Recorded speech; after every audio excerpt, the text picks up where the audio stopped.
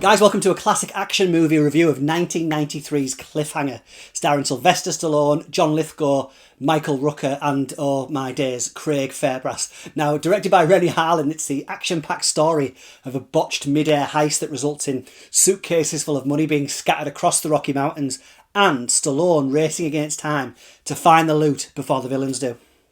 Now, for starters, this is one of the cheesiest adventures the 90s served up.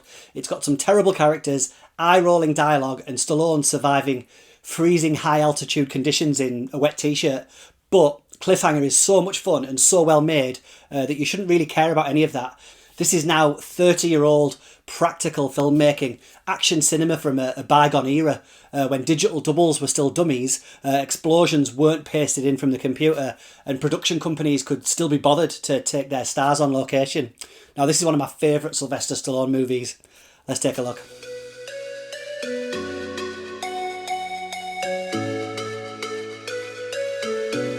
So 1993's Cliffhanger is some prime time Stallone goodness. The film features several stunt sequences that haven't aged as poorly as you might imagine, as well as some things that have. But proceedings kick off in a fairly dark manner here as what we think will be a routine rescue, setting up our hero's tough guy skills, shifts when Michael Rooker's girlfriend slips from Stallone's hand and plummets to what's surely a very messy death.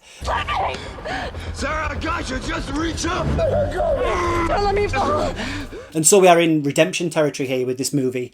Stallone's guilt-ridden Gabe Walker retreating from the world and his girlfriend Jessie, played by Janine Turner. But of course will end up springing back into action when the bad guy bashing and high-altitude hijinks are on the menu.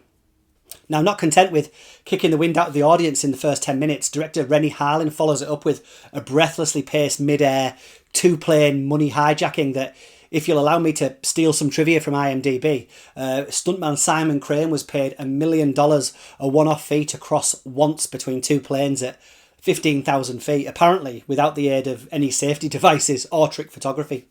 Which is, of course, the kind of splendid lunacy that has pretty much been lost in modern Hollywood, save for some of the practical work that people like Christopher Nolan and Tom Cruise partake in. So, storyline-wise, we have a few briefcases full of money spread across treacherous terrain and a bunch of goons led by a full-on panto mode John Lithgow, using these hilariously 90s trackers to find them. And along for the ride are Stallone and Rooker, thrown back together after that opening tragedy. But the action kicks off proper when Stallone makes an escape and proceeds to try and save the day. No! Do it.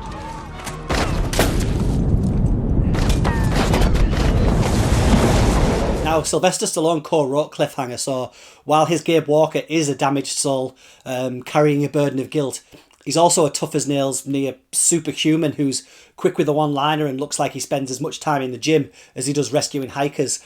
And once the first 20 minutes are out of the way, he doesn't really need to do anything other than climb, punch, jump and shout. And that's fine because that's his lane and it allows him to get out of the way of the brilliantly entertaining rogues gallery of villains. And of course we have John Lithgow's Eric Qualen. Now, Lithgow was on a screen psycho marathon here, coming off Ricochet and Raising Cain, and he's fabulously snarly in this. Kill a few people, they call you a murderer. Kill a million, and you're a conqueror. Go figure. And his henchmen rise to the challenge. Notable amongst them are Kinect, played by Leon, who, by the way, in 1993 alone starred in this, Cool Runnings, Bad Attitude and Above the Rim. And if you've seen Cliffhanger, you'll know him as the guy Stallone kills in a cave. And if you haven't, I'll just leave it at that. And we also have East London actor Craig Fairbrass as Delmar. Now, Fairbrass is an imposing figure. You'll know that if you've seen the endless stream of Rise of the Foot Soldier movies that he stars in, or if you were watching EastEnders in the late 90s. Now here, bless him, he's saddled with one of action cinema's cheesiest set pieces as he gives a good beating whilst talking about soccer and calling him slag or tart or whatever, and then tries to take a penalty kick, providing some kind of mock football commentary. Striker lines up at the penalty spot. He focuses on the ball. The crowd is on his feet. Now, it's even worse than it sounds, to be honest, and I've cringed over it from the first day I watched it. But anyway, let's not let that spoil our fun because, of course, Stallone is going to dispatch all of these goons. But what I love about Cliffhanger is that he does so against the backdrop of some truly astonishing mountain scenery with the mountains of northern Italy mostly standing in for the Rockies. And there is, of course, some body doubles, matte paintings and on-set work. But for the most part, this film is convincing in ways that so many modern green screen reliant action movies aren't. Finnish film director Renny Harlin and, of course, his amazing second unit crew know how to deliver action thrills, having previously made Nightmare on Elm Street 4, The Dream Master, and, of course, Die Hard 2. And it's a bit of a shame that his next film was the 1995 pirate movie Cutthroat Island, which I still defend as a big daft action romp, but whose failure was such that it caused the closing of its studio, Carolco Pictures. Now, you've got to love the 1990s. It was an age of excess in many ways, the decade of bigger, better and more, especially at the movies. Now, you have to remember what a strange thing the late 80s and early 90s action film landscape was, because now the dust had settled. It really was the era of Stallone versus Schwarzenegger. Now, their filmographies throughout this time are almost mirror images of each other. They both clearly thought the dollars were to be found in both the action and comedy genres, and as such kind of seesawed between the two. Arnie had Twins and Kindergarten Cop, so Stallone had Oscar and Stop or My Mom Will Shoot, and they both provided the early 90s with some of the great spectacles of the action genre, Total Recall and Terminator 2, Cliffhanger and Demolition Man for Sly, and both would have a mid-90s wake-up call, Stallone with Judge Dredd and Schwarzenegger with Batman and Robin. All right, everyone, chill. However, such was Cliffhanger's success and the fact that it's remembered fondly by fans that sequels, prequels and spin-off rumours have persisted for the 30-odd years since its original release. Remember, this was released in a summer that also featured Last Action Hero, Free Willy, Hocus Pocus, The Fugitive, Sleepless in Seattle, In the Line of Fire, Super Mario Brothers, The Firm and Jurassic Park. What a time.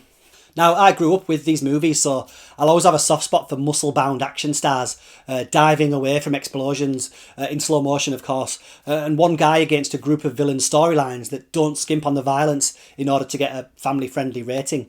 Now, Cliffhanger features action that easily holds up today, and a Stallone who was still a decade away from becoming a parody of himself, and you could excuse the fact that a mid-air robbery required half a dozen hired goons who just happened to bring along mountaineering gear.